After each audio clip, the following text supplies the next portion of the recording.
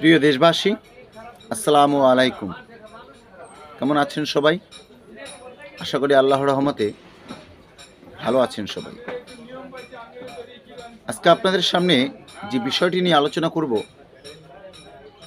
সেটা বর্তমান বাংলাদেশের প্রেক্ষাপটে অত্যন্ত গুরুত্বপূর্ণ এবং জরুরি একটি বিষয়। আপনারা জানেন 1971 সালে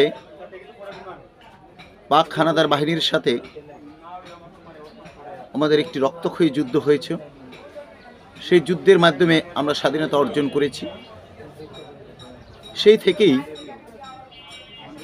পাকিস্তানকে আমরা আমাদের শত্রু কান্ট্রি হিসেবে বিবেচনা করি। তাদের সাথে আমাদের ব্যবসা বাণিজ্য এমনকি বৈদেশিক সমস্ত রিলেশন বন্ধ করে দেওয়া হয়েছে। কূটনৈতিক রিলেশন সব কিছু বন্ধ করে দেওয়া হয়েছে। বিগত 53 বছর পাকিস্তানের সাথে আমাদের কোনো ব্যবসা বাণিজ্য ছিল না,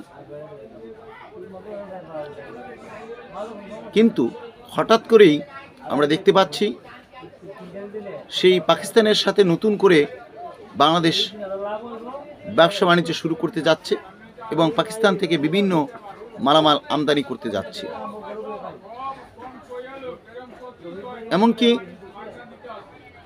আমাদের যে প্রধান উপদেষ্টা সাহেব ডক্টর মোহাম্মদ ইউনূস, তাকে পাকিস্তান সফরের জন্যে পাকিস্তান সরকার আমন্ত্রণ জানিয়েছে এবং সেই আমন্ত্রণে নাকি সাড়াও দিয়ে দিয়েছেন আমাদের মাননীয় প্রধান উপদেষ্টা ডক্টর মোহাম্মদ ইউনূস।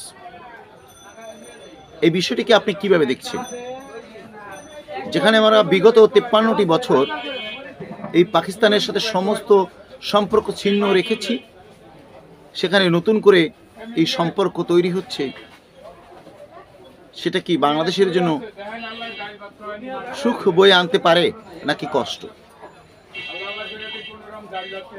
আপনাদের জ্ঞাতার্থে আরেকটি কথা বলতে চাই, আমরা পাকিস্তানকে শত্রু চোখে দেখেছি ঠিকই, কিন্তু আমরা আমাদের পার্শ্ববর্তী আরেকটি রাষ্ট্রকে বন্ধু হিসেবে দেখেছি, সেটা হচ্ছে ভারত। কিন্তু আমরা বন্ধু ভাবলেও এই ভারত কিন্তু আমাদের কখনো বন্ধু ভাবেনি।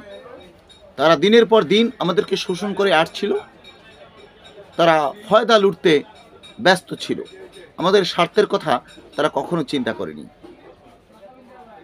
অতএব বন্ধুত্ব হওয়া উচিত সমঝোতার ভিত্তিতে, সাম্যের ভিত্তিতে, কিন্তু সেটা কিন্তু ভারতের সাথে আমাদের হয়নি।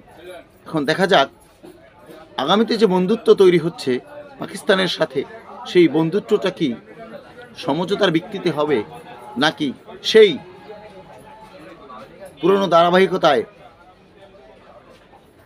আগ্রাসনের বন্ধুত্ব হবে। দেখতে থাকুন এবং চোখ রাখুন আমার এই পেজটিতে। ধন্যবাদ সবাইকে, ভালো থাকবেন সবাই। ইনশাল্লাহ আগামীতে আবার দেখা হবে।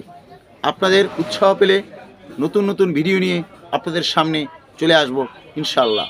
এবং আপনারা কেমন ভিডিও দেখতে চান এবং কি তথ্য জানতে চান সে ব্যাপারে কমেন্ট করবেন ইনশাল্লাহ।